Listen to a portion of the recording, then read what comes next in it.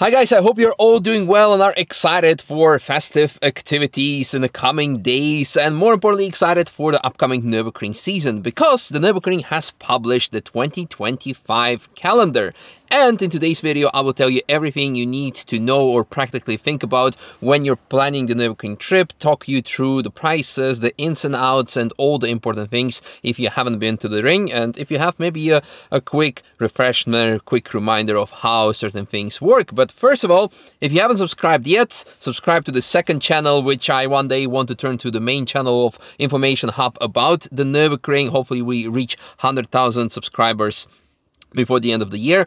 Also, for more information about the track, I have co-written a very good guide about the Nürburgring, where you can go eat, where you can rent a car, where you can go to a workshop. So check out 360roadbooks.com and order yours for 15% discount by using Misha24 code.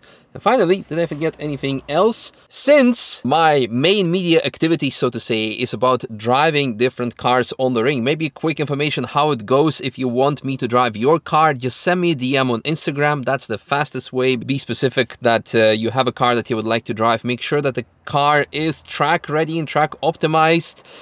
Or alternatively, if it's a car that has not been featured on the track before. So for example, I don't know, like the first Volkswagen Beetle. Not that they're allowed to be driven, probably, because, well, you get the point regarding everything else. One of the first rules that we're going to tell you about is that your car needs to be able to do at least 130 kilometers per hour on papers, in your papers. So old cars are actually already not allowed, and only the newer ones are. But I think majority of the cars from the last 50 years should be able to achieve that particular speed. Now, Touristenfahrten Nürburgring, Public Sessions Nürburgring, what is this? It's basically your opportunity to drive the world's most exciting, demanding, longest track in the world, the Nürburgring Nordschleife, for either 30 euros during the week between Monday till Thursday, or Friday till Sunday for 35 euros. Or alternatively, if you live nearby or coming very often, for 2,500 euros until 10th of January, I believe, or for 3,000 euro afterwards, you can have an unlimited season ticket where you drive non-stop. So that could be quite interesting. So the break-even point is around 100 laps. Related to that, the opening times, usually Monday till Thursday, they are from 5:15 till 7:30, unless it's daylight savings, it's getting dark earlier, or if there is maybe industry pool happening before that with the prototype testing sessions. But on average, it's 2 hours. And in the weekend, usually it's full day from 8 in the morning till 7:30 in the evening, unless again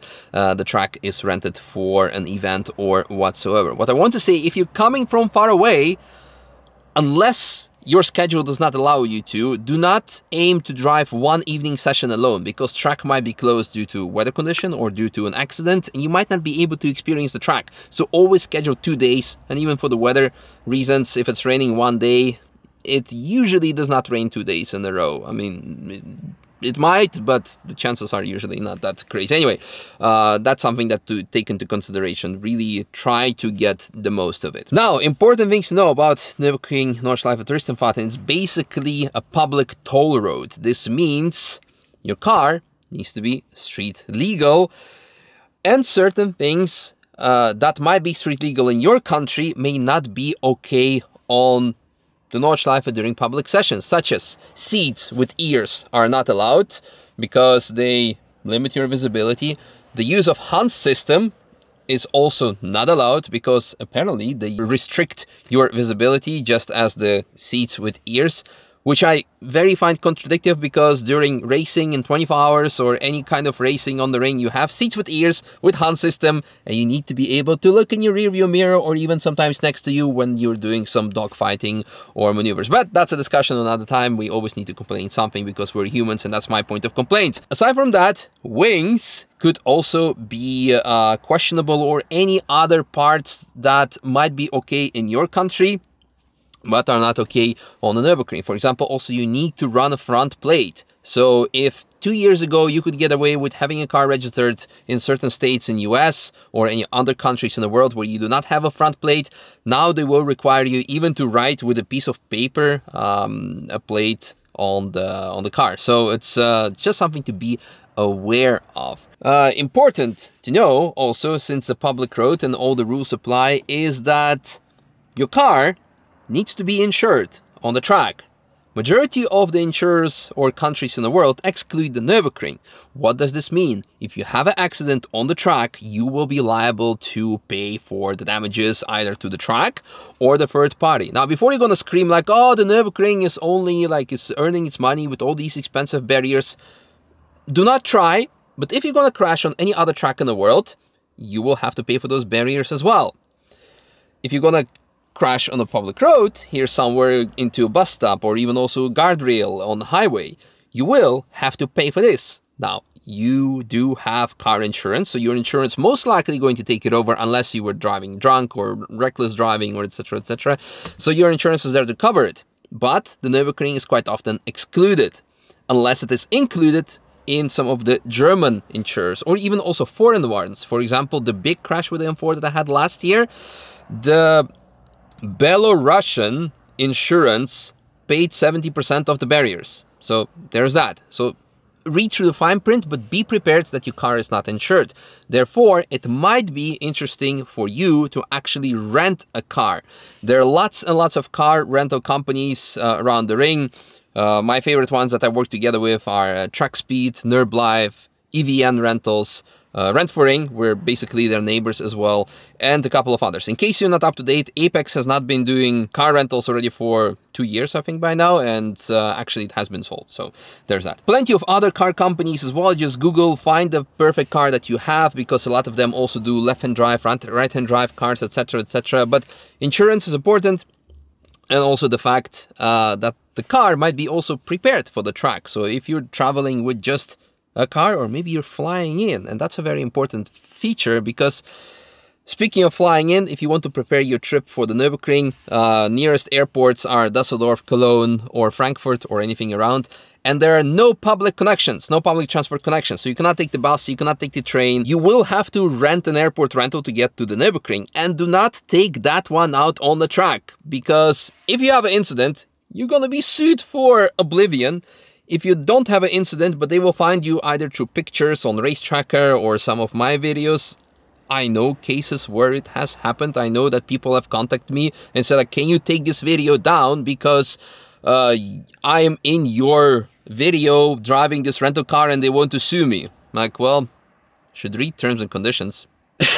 I need to laugh now because actually last year someone asked one of the channels, not me, to remove a video of theirs because they forgot the wedding anniversary and their wife was gonna kill him. So actually for these kind of things, it's understandable, and I know that that video got removed. So important thing also actually to check the calendar. So go to the Nürburgring calendar, I'll insert a link in the video description, where you check if the track is actually open, because the very false assumption is that the track open every day. Right now it's winter and I'm here in Croatia enjoying the sunset because the track is closed. So also it opens on the 8th of March until I think the last day is somewhere on the 20th of November. So actually quite a long time, which is very, very cool. But track is not open every day because there might be track day happening. I will tell more about it later. There might be a race happening. There might be a lot of things happening. And Touristenfahrten, Nürburgring, Nordschleife and GP track are separate. So they're often... You can go on the GP, but not as often as on the Nordschleife. And GP costs you the same amount as you would pay for a lap on that particular day. Only you're not paying per lap on GP track, but a session of 15 minutes. And make sure that your car is very well prepped because it eats through brakes and also tires. And most of the rental car companies do not rent out their cars on the GP track for that particular reason. Only very few of them, so check it out. Final thing, when you're looking at the calendar to see when the track is open, also check if there is an event happening. There is another event calendar for the Nürburgring because you might want to visit a particular event such as endurance racing or Rock am Ring or who knows. Or maybe you actually want to avoid those because of those events. The hotel prices are going to be extremely high. For 24 hours, I've seen prices where they ask for 10,000 or 5,000 euro for like a full weekend, for some crazy VIP suites or etc, etc. But it's quite expensive. Whereas a normal day you can get like in local guest houses for 50 euros or maybe even less. My advice to you, check booking.com. nurburgring.com and just check what fits in your budget and in location wise, and of course check if there's an event happening, because that might influence the price of the hotel insanely high for all the good reasons, because supply and demand. Final thing that I want to tell you is Nürburgring is at Nürburg, not Nürnberg, because that's about 500 kilometers away from each other, or like 5 to 6 hour drive. And back when I was dealing with rental cars, at least one time a week someone would call like, hey, I'm here. We're here in Nürnberg.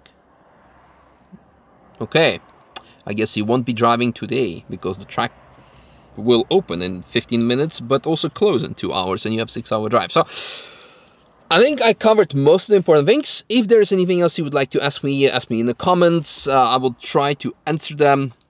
And I'm sure also many of the community will also help you out. And that's, I think, kind of it. So looking forward to seeing you next year. And yeah, in tomorrow or the day after tomorrow, I will publish a track day guide that I hopefully will film in time before the sun sets down. So thanks for watching, and looking forward to seeing you upcoming year on the track. By the way, one more thing is that you've seen also this year, I'm also okay being passenger with people that I to an extent trust, and if I don't trust, then it's okay. I'm getting a payback of scaring other people on track. So that's also okay. But if you are kind of experienced on the track, I might be willing to get in the car with you. So I don't need necessarily to drive your car. Or if I'm scared getting in with you, I'm just going to put my cameras in there. You can have all the prime time on my channels without me.